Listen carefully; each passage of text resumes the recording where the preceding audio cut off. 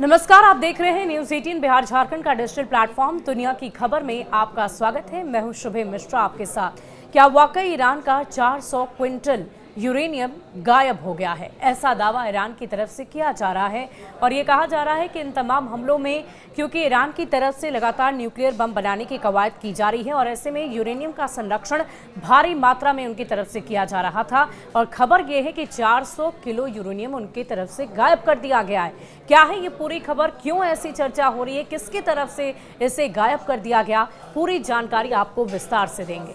America के उपराष्ट्रपति JD Vance ने ये स्वीकारा है कि अमेरिका के हमले के बाद ईरान का 400 किलो यूरेनियम गायब हो गया। अमेरिकी उपराष्ट्रपति जेडी वेंस ने न्यूज एजेंसी से बातचीत करते हुए इस बात की पुष्टि की। उन्होंने माना कि पिछले हफ्ते ईरान की 3 परमाणु सुविधाओं पर अमेरिका के हवाई हमलों के बाद यूरेनियम का 400 किलोग्राम भंडार गायब हो गया। उन्होंने माना कि 400 किलो संवर्धित यूरेनियम से कम 10 परमाणु बम का निर्माण हो जाता।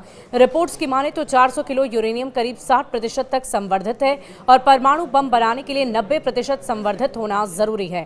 दावा किया गया था कि ईरान 3 से 4 हफ्तों में 60% से 90% यूरेनियम संवर्धित कर लेता और इसीलिए इजरायल ने ईरान पर हमला किया। रिपोर्ट्स की माने तो 60% तक संवर्धित यूरेनियम को ईरान के प्रमुख स्थलों पर संग्रहित किया गया था और अब माना जा रहा है कि अमेरिका के हमले से पहले इसे हटा दिया गया था।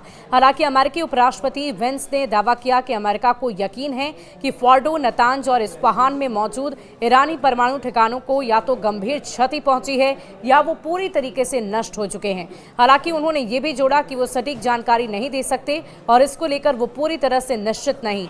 जेडी वेंस ने कहा कि ईरानी परमाणु स्थलों पर अमेरिकी हमलों के बाद गायब हुए 900 पाउंड 400 किलोग्राम अत्यधिक संवर्धित यूरेनियम के संबंध में आने वाले हफ्तों में ईरान के साथ बातचीत करेगा। बातचीत करते हुए जेडी वेंस ने यह भी कहा कि हम आने वाले हफ्तों में ये सुनिश्चित करने का काम करने जा रहे हैं कि हम उस ईंधन के साथ कुछ करें और यह उन चीज़ों में से एक है जिसके बारे में हम ईरानियों के साथ बातचीत करने जा रहे हैं। परमाणु सुविधा को निशाना बनाया गया था, उन्होंने ये पुष्टि भी की है। उन्होंने कहा कि यह मिशन का उद्देश्य था फोर्डो परमाणु स्थल को नष्ट करना, निश्चित रूप से दूसरे परमाणु स्थलों को नुकसान पहुंचाना, लेकिन हमें पूरा विश्वास है कि फोर्डो परमाणु स्थल को काफी नुकसान पहुंचाया गया।